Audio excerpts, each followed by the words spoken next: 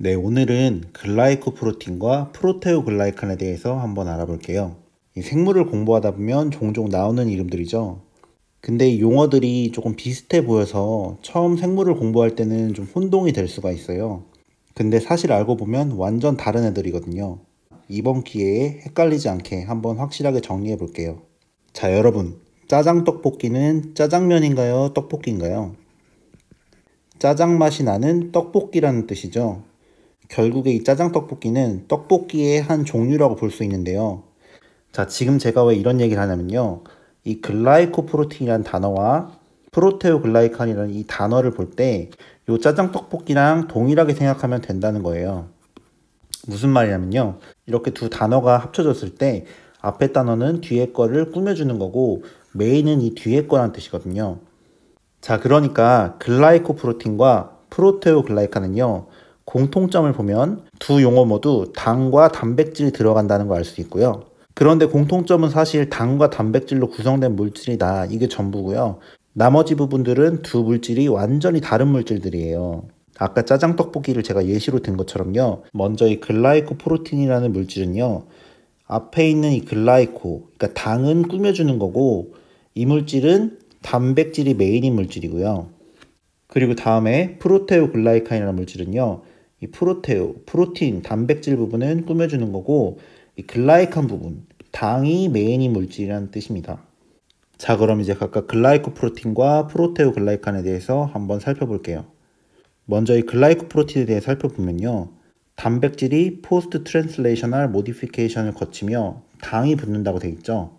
이제 DNA에서 RNA로 전사가 되고 그 다음에 단백질로 번역이 되죠. 이렇게 단백질이 만들어지고 난 다음에 이 단백질 부분에 올리고당 같은 게 붙을 수가 있거든요. 그러니까 이런 5개에서 10개 정도의 이런 올리고당들이 번역이 완료된 단백질 부분에 이렇게 붙는 걸요. 당화라고 한다 그랬죠. 근데 단백질 입장에서는 번역이 끝난 후에 이런 당들이 붙는 거라서 단백질의 번역, 그러니까 트랜슬레이션 과정 이후에 이런 단백질의 추가적인 수정이 일어난다, 첨가가 일어난다 해서요. 그런 의미에서 포스트 트랜슬레이셔널 모디피케이션이라고 이런 과정을 부르는 겁니다. 그림에서 설명드린 내용이 여기 글로 나와 있는 건데요. 이런 5개에서 10개 정도의 올리고당들이 번역이 완료된 단백질에 공유결합으로 연결되는 걸 당화라고 한다. 그리고 당화에는 두 가지가 있는데요. N-글라이코실레이션 그리고 O-글라이코실레이션, N당화랑 O당화 이렇게 두 가지 종류가 있습니다. 여기서 이 N이랑 O는 이 올리고당이 붙는 단백질의 요 부위, 요 단백질의 요 부위에 아미노산이 어떤 거냐에 따라서 이 이름이 달라지는데요. 자, N당화는 보통 아스파라긴 부분에 된다 돼 있죠. 이 단백질에 아스파라긴이라는 아미노산에 당화가 일어날 때를 N당화라고 부르는 거고요. O당화는 주로 세린이나 스레온인에 일어나다 돼 있죠. O당화는 이 올리고당이 단백질에 세린이나 스레오닌이라는 아미노산의 당화가 일어나면 그때 O당화라고 부르는 겁니다. 이건 그럴 수밖에 없는 게요. 이 N당화의 N은 질소를 말하는 거죠. 그러니까 아스파라긴, 질소를 많이 가진 아미노산의 당화가 된다. 그래서 N당화다. 이렇게 기억하시면 되고요. O당화는 이 O가 히드록실기의 이 O죠. 그러니까 OH를 가지고 있는 세린이나 스레오닌, 이 아미노산에 일어나는 게 O당화다. 이렇게 이해를 하시면 되겠어요. 그리고 마지막 내용을 보면 대부분 외부로 분비되는 형태의 단백질이다. 그러니까 세포 밖으로 분비되는 단백질에 이런 당화가 많이 일어난다. 이렇게 보시면 될 것 같아요. 괄호 안에 예시를 보면 항체가 있고요. MHC 분자, 이 면역세포에서 많이 존재하는 이런 분자죠. 그리고 ABO 혈액형을 결정하는 이런 항원, 이러한 단백질들에 다 당화가 돼 있다. 사실 그냥 단백질이 아니라 글라이코프로틴이다. 이 정도로 기억하시면 되겠습니다. 자, 이제 글라이코프로틴이 뭔지 아시겠죠? 글라이코프로틴은 결국 단백질이다. 단백질인데 거기 올리고당이라는 당이 조금 붙은 것 뿐이다. 메인은 단백질이다. 이렇게 기억하시면 되겠습니다. 자, 다음으로 이제 프로테오글라이칸에 대해서 살펴보겠습니다. 프로테오글라이칸은 이 앞부분의 프로테오는 꾸며주는 말이죠. 단백질을 가지고 있는 글라이칸, 결국에 단백질도 존재하지만요. 이 당 부분을 강조한 단어라고 보시면 됩니다. 네, 그래서 내용을 한번 보면요. 프로테오글라이칸은 중심 단백질에 글라이코자미노글라이칸, 이 개그라고 하는데요. 개그가 연결된 채로 된 게 프로테오글라이칸이다. 이렇게 기억하시면 되고요. 그럼 이 개그라는 게 뭐냐면요. 반복되는 이당류로 구성된 음전화 물질 이렇게 돼 있죠. 이 문장에서 제일 핵심이 되는 건요. 이당류라는 게 중요한 게 아니고요. 음전화를 띈다는 게 중요한 내용이에요.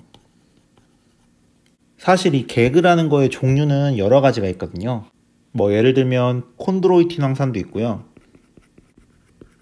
그 다음에 뭐 케라탄 황산 이런 것도 있고 헤파린 이런 것까지 여러 가지가 있는데요. 이런 애들을 다 총칭해서 개그라고 부르는 거고요. 글라이코자미노글라이칸이라고 부르는 거고, 이 단위체가 반복된 이당류로 계속 반복해서 이렇게 이어지는 것들인데요. 이 이당류란 말이 중요한 게 아니고요. 음전화를 띈다는 성질이 굉장히 중요한 거예요. 우리가 어떤 물질이 음전화를 띈다면 어떤 성질이 있죠? 네, 물과 굉장히 친하게 되죠. 이 전하를 띠기 때문에 주변에 이렇게 물을 끌어 들어올 수 있다는 거예요. 네, 그래서 이 프로테오글라이칸은 세포의 기질이나 결합 조직에 많이 존재한다 돼 있죠. 이 세포의 기질, 그러니까 엑스트라 셀룰라 매트릭스인데요. 이 아래 그림을 보시면 이렇게 세포가 있고요. 이 세포 바깥에 주변부를 다 ECM이라고 부르거든요. 말 그대로 이제 세포 바깥쪽, 세포 외에 있는 기질 부분이란 건데요. 이 세포 바깥에 ECM이라는 부위는요, 그냥 텅 비어 있는 데가 아니고요. 이런 프로테오글라이칸들이 굉장히 많이 존재를 하고 있어요. 제가 이렇게 조그맣게 그려놓은 요것들이 다 이제 하나하나가 프로테오글라이칸이고요. 그래서 얘네들이 여기서 무슨 역할을 하냐면요. 아까 음전화를 띠는 게 중요하다 했죠. 이 세포 바깥에 공간을 차지하고 있는 프로테오글라이칸들이 다 이렇게 음전화를 많이 띠고 있는 거예요. 그럼 아까 전하를 띠면 뭐랑 친하다고 했죠? 네, 물과 친하다 했죠? 그래서 이 음전화 때문에요. 이 세포 바깥 공간으로 물을 끌어 들어올 수 있는 겁니다. 그 내용이 이제 마지막 부분에 나와 있죠. 이 프로테오글라이칸을 구성하는 개그, 글라이코자미노글라이칸이 물을 끌어들여서 ECM 공간, 세포 바깥의 공간을 팽창시키고 공간을 채운다. 이런 쿠션 역할을 한다고 보시면 되겠습니다. 자, 이제 밑에 쪽에 이 그림은요. 제가 이 ECM의 이 프로테오글라이칸 부분을 확대해서 이렇게 그려본 건데요. 요거 하나를 확대한 게 이 그림이라고 보시면 됩니다. 여기 굵게 먼저 히알루론산이라고 되어 있죠.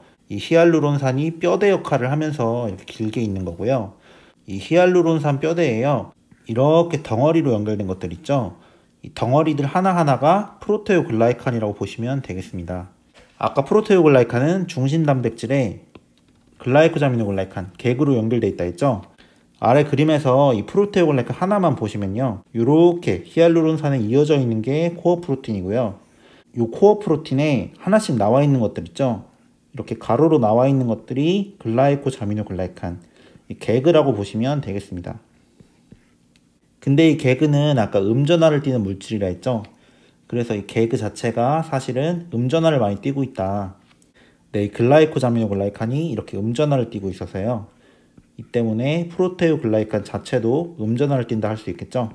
네, 그래서 결과적으로 프로테오글라이칸이 이렇게 음전화를 띠기 때문에 세포 바깥쪽에 이렇게 물을 끌어 들어올 수 있다는 거죠. 세포 바깥을 물로 채워줄 수 있다. 이렇게 세포 밖을 물로 채워주게 되면서요. 이 프로테오글라이칸이 많이 존재하는 데가 연골이나 피부 아래쪽, 그리고 관절의 윤활 부위 이런 곳에 물을 많이 끌어 들어올 수 있다는 거죠. 공간을 채우고 쿠션 역할을 해준다. 팽팽한 피부를 만들어준다. 이렇게 기억하시면 되겠습니다. 그러니까 오늘 내용을 한번 정리를 해보면요. 글라이코프로틴과 프로테오글라이칸, 이름은 서로 비슷해 보이지만 사실은 완전히 다른 애들이다. 짜장 떡볶이는 짜장면이 아니다. 떡볶이다. 이렇게 기억하시면 되죠. 글라이코프로틴은 결국 단백질이다. 거의 당화라는 과정을 통해 당이 붙은 걸 뿐이다. 이렇게 보시면 되고요. 사실 글라이코프로틴보다 이 프로테오글라이칸이 훨씬 중요한데요. 프로테오글라이칸은 결국 단백질 성분도 있지만 이 당이 중심이 되는 거다. 이 당의 정체는 개그, 글라이코자미노글라이칸인데 얘들은 음전화를 띠는 게 중요하다. 음전화를 띠면 어떤 성질이 있냐? 주변으로 물을 다 끌어 들어올 수 있다 했죠. 물을 많이 머금을 수가 있다. 그래서 세포 바깥에 엑스트라셀룰라 매트릭스, 세포의 기질 부위나 결합 조직 같은 데 많이 존재를 한다. 대표적으로 연골이나 피부, 관절의 윤활 부위 이런 데고 거기서 공간을 채우고 쿠션 역할을 할 수 있다. 이렇게 정리를 하시면 될 것 같습니다.